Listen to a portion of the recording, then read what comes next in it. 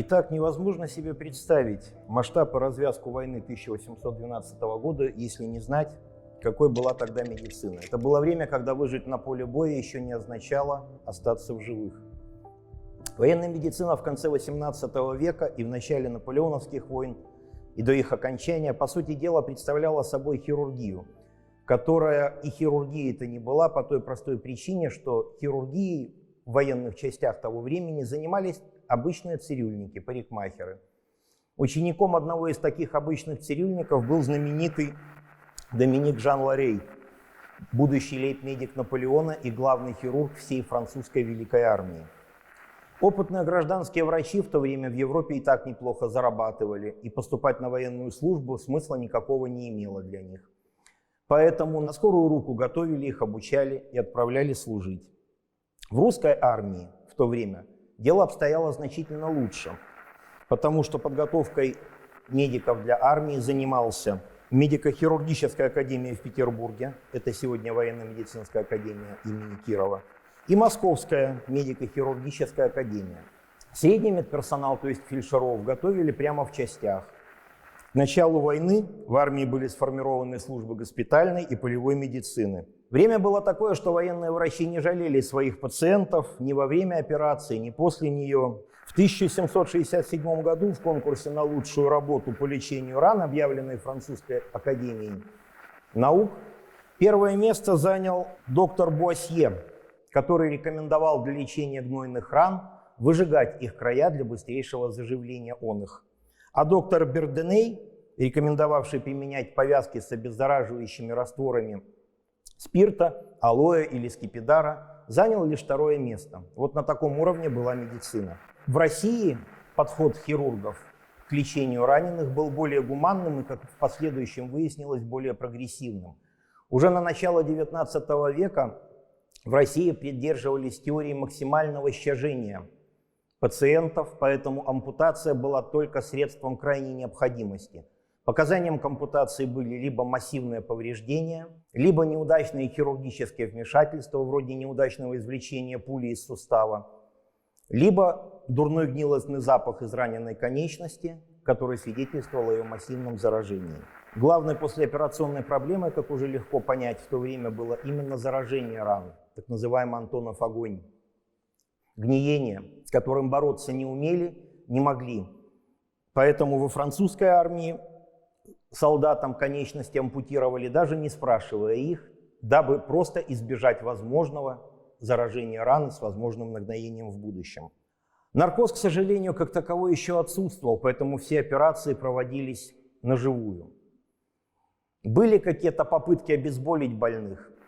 Например, тот же вышеупомянутый доктор Лерей заметил во время битвы при Эйлау, когда были очень низкие температуры, до минус 19, что замерзшие пациенты меньше чувствительны к боли и легче переносят операцию. Но так называемая холодовая анестезия, которой даже сейчас пользуются, не пошла в ход. Точно так же, как не пошли в ход многие другие методы. В лучшем случае у врачей был при себе так называемый вышибала, который мог точным ударом в нужное место на время выключить больного, чтобы тот своими движениями суматошными не мешал врачу проводить ампутацию. В это самое время, как раз в это самое время, человечество прошло мимо нескольких великолепных методов анестезии, которые используются до сих пор. Например, еще в 1799 году англичанин Хэмфри Дэви во время своих опытов получил закись азота. И после опытов на животных и на себе, изучив ее свойства, назвал ее веселящим газом. Но поскольку он был физиком, химиком, а никак не медиком, то использование в медицине закиси азота он не предположил. И долгое время этим газом пользовались в обычных цирках, балаганах для увеселения публики. И только в 1845 году зубной врач Гораций Уэллс подумал о том, что веселящий газ, который снижает болевой порог, можно использовать при каких-то оперативных вмешательствах. Но даже это не помогло, потому что после нескольких случаев, когда пациент не вовремя проснулся, веселящий газ опять ушел надолго в небытие. В 1805 году немецкий аптекарь Фридрих Вильгельм Сертюрнер, разлагая опий, получил вещество, названное им морфием в честь сына бога сна. Это вещество усыпляло пациентов, снижало болевой порог. Но опять же, оно не было применено в медицине по той простой причине, что никто не знал, как его правильно дозировать, в какой форме его давать пациенту. Но в то же время было выяснено, что достаточно быстро развивается привыкание к этому препарату, и организм требует все больше и больше дозы. Именно поэтому основным методом анестезии очень долго оставалась скорость и опыт хирурга. У опытного хирурга на ампутацию конечности в то время уходило 4-5 минут. Кроме того, как говорил один врач XIX века, страдание мудро предусмотрено природой. Больные, которые страдают, доказывают, что они здоровее других и скорее поправляются. Это говорит о самом принципе, о самом отношении к пациенту врачей, к боли и к самой медицине. Для остановки кровотечения в то время начали использовать турникеты, многие из которых в несколько измененном виде дошли до наших дней и до сих пор используются в военно-полевой хирургии. Помимо этого уже научились накладывать лигатуру, то есть вощеной нитью перевязывать разорванный сосуд, останавливая кровотечение. Обработка раны была скорее интуитивной, потому что об инфицировании никто понятия не имел, все просто предполагали, что чем чище рана, чем лучше она очищена от инородных вещей, от инородных предметов, тем лучше. Поэтому рану очищали от осколков, от пуль, от обломков, от клочьев одежды, от грязи. И после этого забинтовывали, накладывая корпию, мазь, лечебные травы и холщовые бинты. Вся проблема была в том, что никто не знал о заражении, никто понятия об этом не имел. Поэтому для промывания ран в лучшем случае использовали воду питьевую, которую привозили в бочонках, а то и просто воду из ближайшего источника. Некоторые пытались, тем не менее, обеззаразить эту воду, готовя какой-то солевой раствор слабый, либо добавляя известь. Но в любом случае, во время больших сражений запасы таких жидкостей быстро заканчивались, и в дело опять шла обычная вода из ближайшего источника или из бочки, которую привезли для питья. Оперируя на поле боя, хирурги зачастую не успевали обработать инструменты, хотя понимали, что их нужно мыть, опять же чисто подсознательно. Но частенько инструменты ополаскивали тогда, когда они были уже в совсем неприглядном виде. Кроме того, хирургические инструменты в ту эпоху были предметом гордости своих владельцев. Врачи заказывали у ювелиров, у мастеров дорогие, отделанные инструменты с рукоятями из резного дерева, резной кости, дорогих пород, с серебрением. Некоторые даже умудрялись обтягивать рукоять хирургических инструментов бархатом, не глядя на то, во что превращается эта рукоять после 2-3 операций, и сколько в ней поселяется инфекции, и как это сказывается на пациентах. Инструменты каждый заказывал под себя, под свою руку, под свой стиль работы. Тем не менее, уже были попытки унификации. Опять же, в российской армии была создана система аптечных ящиков. В 1812 году в армии было 5 типов аптечных ящиков, 2 типа старой формы еще времен коллегии.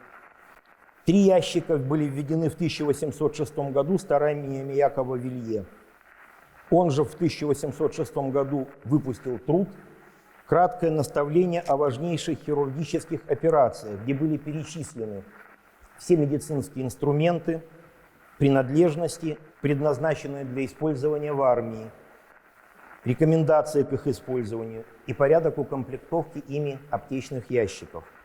Если в средние века для фиксации переломов в армиях использовали обычные соломенные свертки, то в русской армии уже с 1809 года для иммобилизации переломов стали применять шины из лубковых узеньких дощечек, вшитых между холстиною, и длинные узкие мешки, песком наполненные, на место соломенных мешков, используемых в армиях до этого. А уже с 1811 года эти самые лубки стали промышленно выпускаться в Петербурге специальным заводом медицинского инструментария.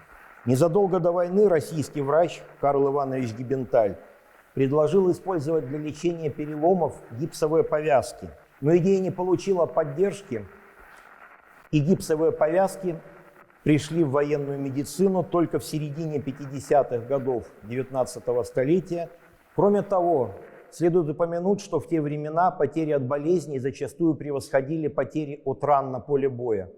Целое подразделение европейских армий приходили в небоеспособное состояние из-за приступов массовых заболеваний, венерических, инфекционных, самых различных, которые выкашивали до половины личного состава. 29% солдат наполеоновской армии, по заключению исследователей, в русском походе страдали от тех либо иных заболеваний. Вдумайтесь в эту цифру. Треть армии. Французская система помощи раненым как таковая началась с Пьера Франсуа Перси, главного хирурга Рейнской армии, создавшего передовые подвижные хирургические отряды. До этого помощь раненым оказывалась только после боя, а здесь их начали прямо во время битвы. Специально снаряженные люди со специальным оборудованием в виде носилок собирать и прямо во время боя выносить с поля. Тот же самый главный хирург французской армии Лерей модернизировал носилки, приделал к ним колеса. Так появились знаменитые легкие повозки французской медицины – амбулансы. У русских на то время имелась система Якова Вилье. Согласно его положению, для временных военных госпиталей при большой действующей армии, выпущенном в 1812 году, госпитали делились на развозные, подвижные и главные. Первую помощь еще на поле боя раненый получал от хирургов, которые на легких повозках с некоторым набором медикаментов следовали непосредственно за войсками. Далее раненый попадал уже в санитарный обоз, лазаретный, либо подвижный госпиталь. И при легком ранении оставался в этом госпитале, при более тяжелом эвакуировался в тыл для дальнейшего излечения. Однако инвалидизация по-прежнему оставалась очень высокой. Может быть, основной проблемой было то, что не были исчерпаны еще человеческие ресурсы европейских стран.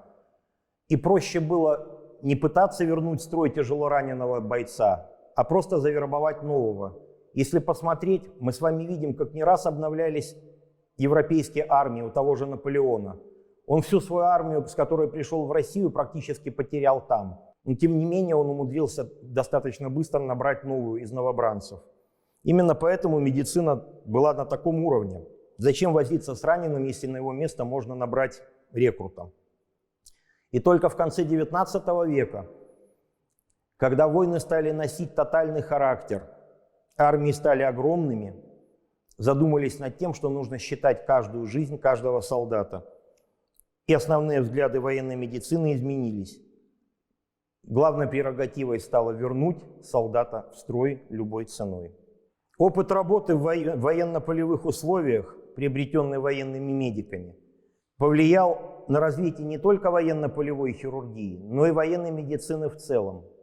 Во время этих наполеоновских войн, так называемых, появилось огромное количество инноваций, хирургических приемов, которые получили дальнейшее развитие не только в военно-полевой хирургии, но и в мирной гражданской медицине. Война, как всегда, явилась тем прогрессором, который подтолкнул в данном случае медицину к ее дальнейшему развитию.